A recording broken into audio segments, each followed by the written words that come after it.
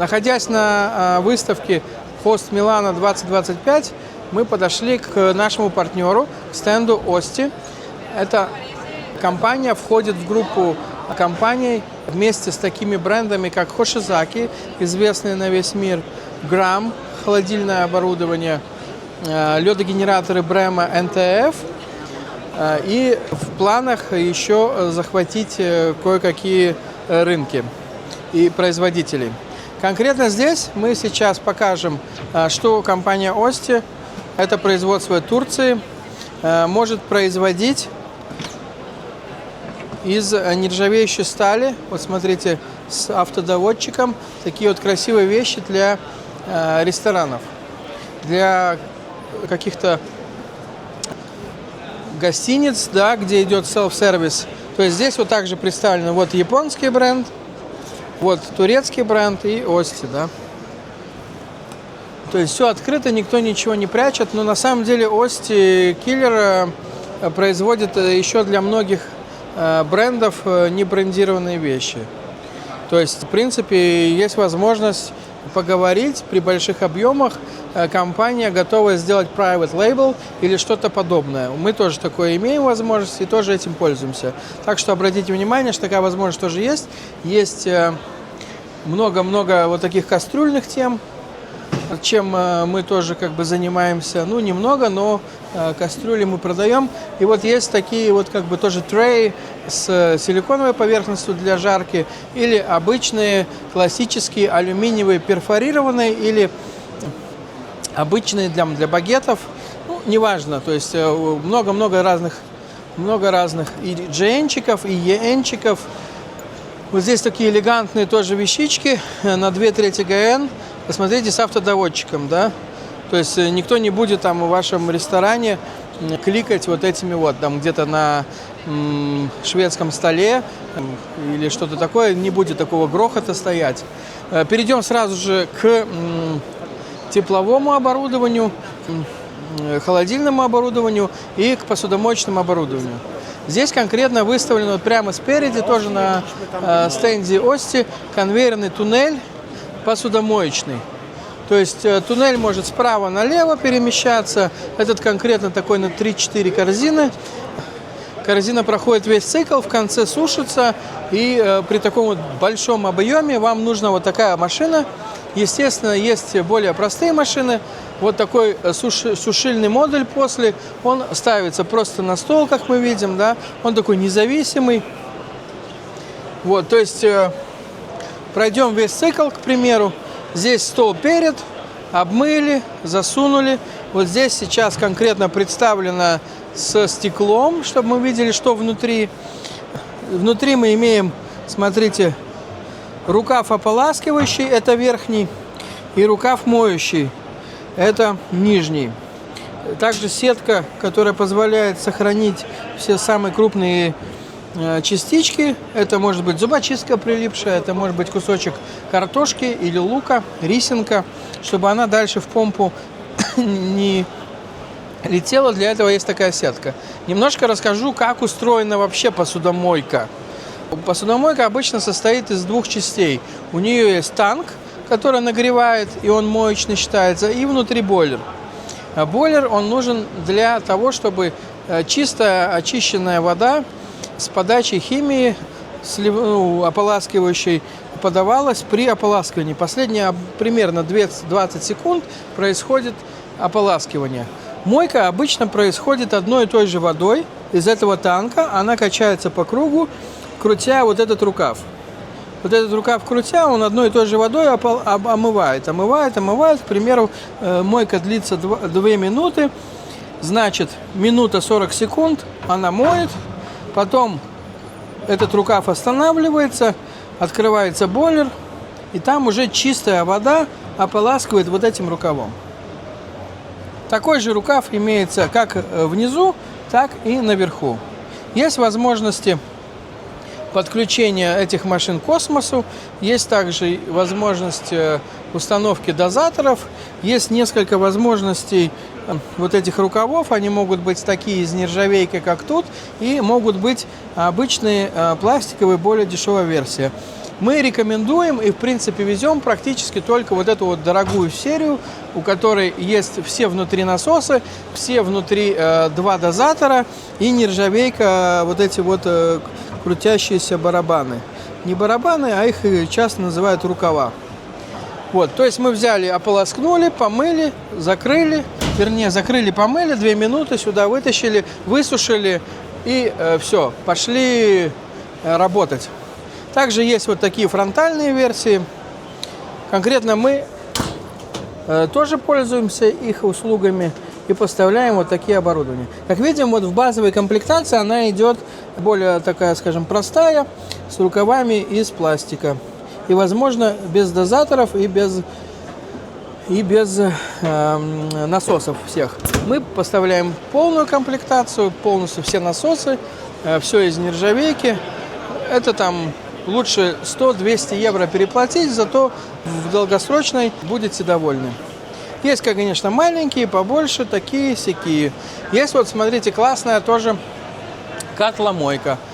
Смотрите, какие большие вещи можно мыть. В данной уже котломойке стоит вот такой 2GN контейнер. 2GN контейнер это 65 на 53. Также у нее позволительно до, по-моему, 80 сантиметров вот сюда загружать, допустим, котлы и мыть любой кухонный инвентарь. Вот таким образом можно какую-то подкатную тележку, чтобы было удобно. Вот. Взяв этот поднос, мы пройдем чуть-чуть дальше, потом его вернем к холодильному оборудованию. Пройдем. Здесь конкретно это новинка. Это вот такая самообслуживаемая витринка. К ней вернемся подальше, потому что мы мешаем тут другим участникам выставки. Вот. И начнем сначала. Как я уже говорил, компания Ости также и принадлежит группе компании Хошизаки. И вот здесь конкретно мы можем, допустим, продемонстрировать вот этот поднос 2.1GN. Мы его можем напрямую вставить. Это стандартный размер GN. Также в холодильник можно вставлять и половинки, 2 друг за другом. В стандартной комплектации мы уже имеем 4 полки и вот такие вот пробитые бакушки, которые вот очень удобно в использовании, да? Здесь есть более, скажем, больше такая бюджетная серия, скажем, она с попроще дисплейчиком, да, и подешевле чуть-чуть сталь использована. Видите, то же самое, везде один стандарт. И как легко, вот смотрите, одной рукой я могу вытащить такую вот полку одной и поставить обратно ее, поменяв, допустим, с одной на другую полку. То есть это тоже удобная вещь. Ну, этим не удивишь. Такое оно практически везде. Сейчас обернемся назад еще раз. И вот здесь вот этот вот открытого типа витрина. Обратно поставим наш поднос. Обратно. И закроем. И сейчас он должен был включиться, помыться. Что мне нравится, так это вот такая вещь. До этого я видел такого типа оборудования только у компании Electrolux. Но сейчас мы уже видим, что тут представлена вот такая вот картофелерезка. Потом здесь мы уже видим отрезанная картошка. Это такие дольки. И здесь как будто она подсоединяется вместе с чистилкой. Потом проходит сюда и сразу же режется. Вот здесь вот есть подрезные ножи. Они могут быть разных комплектаций, допустим, от 8 мм до 14 мм. Также она может быть очень тонким слайсом, да? То есть на самом деле любой овощерезка просто так вам так красиво не порежет картошку, да? Она будет ее разбивать. Здесь же мы видим красивые дольки одного размера. В нашей стране, я точно знаю таких крупных производителей, таких крупных общепитчиков, скажем, как Лидо. Вот конкретно картошечка из Лидо, которую мы знаем в Риге, в Латвии, она сделана вот на похожем аппарате. Я думаю, что Lido могло бы обратить и на такой аппарат, и взять его когда-нибудь на тест, возможно, но это только мои фантазии. Вот. Также имеются такие планетарные миксеры, спиральные тестомесы, планетарные миксеры настольные, поменьше размера, кебаб-грили, естественно, они могут быть в керамическом инфракрасном исполнении и в классическом газовом исполнении. Вот. Острова.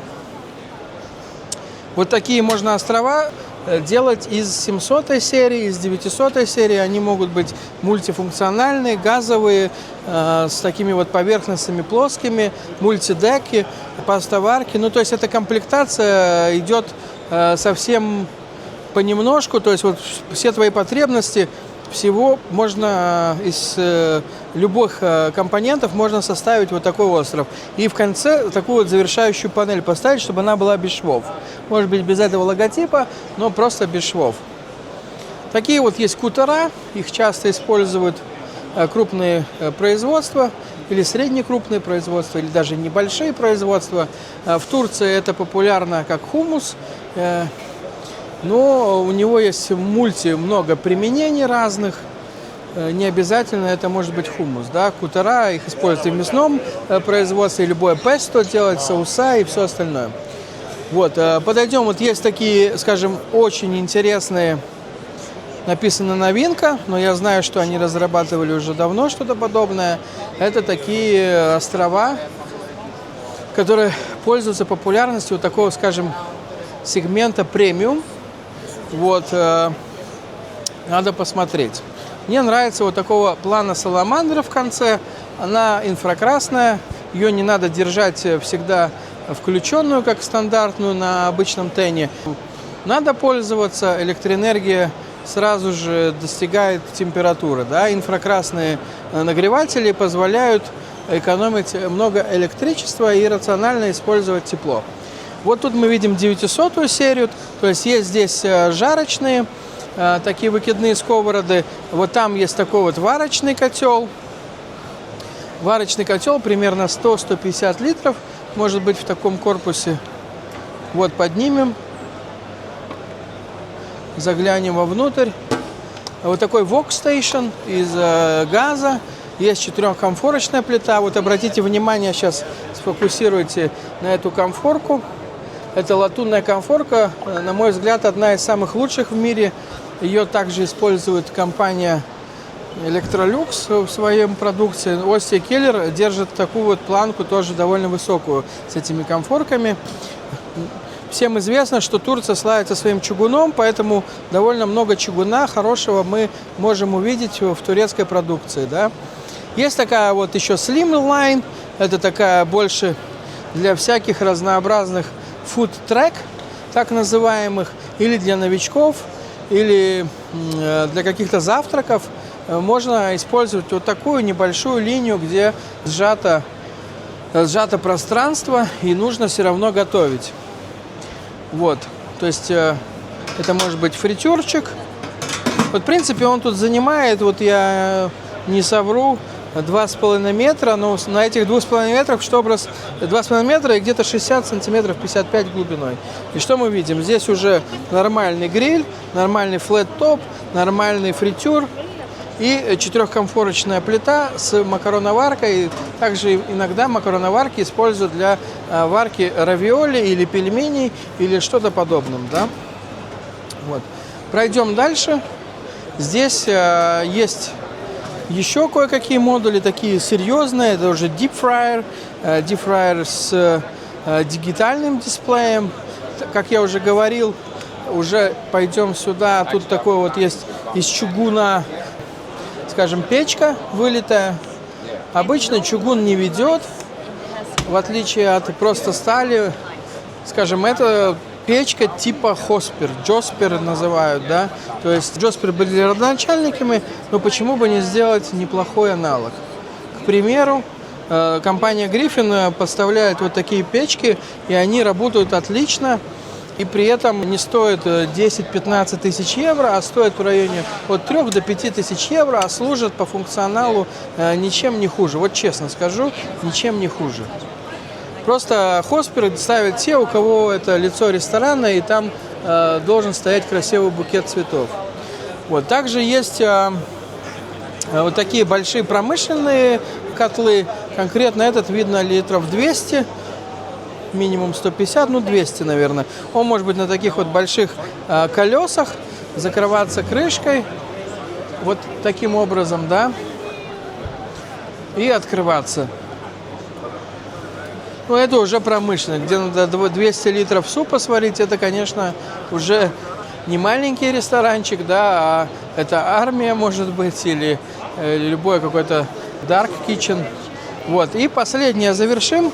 Также у Ости есть печки, но мы их особо не рекламируем, мы не продаем в нашем регионе. Но я слышал, что хорошие отзывы и все идет наверх. Ну вот, что мне интересно, это вот немногие делают вот такие громадные ванны жарочные. То есть данного типа оборудования здесь представлено в размере 1,60 м. Я думаю, что примерно на 200 литров опрокидывающий механизм. Он с электроприводом и с автозаполнением водой, как мы видим здесь. Выполнен из не чугуна, а стали довольно плотной. И, как видите, то есть, ну, такая большая вот поверхность. Сейчас оператор снимет. Обычно это используют для, допустим, пожарки карбонатов, котлет, сделать большое количество соуса, рагу, плова или что-то подобное. Можно и суп выварить в таком объеме.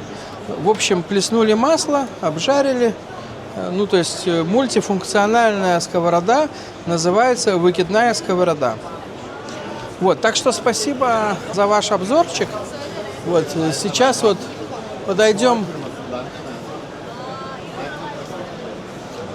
к выставочному стенду. Немножко заснимем, как выглядят печки.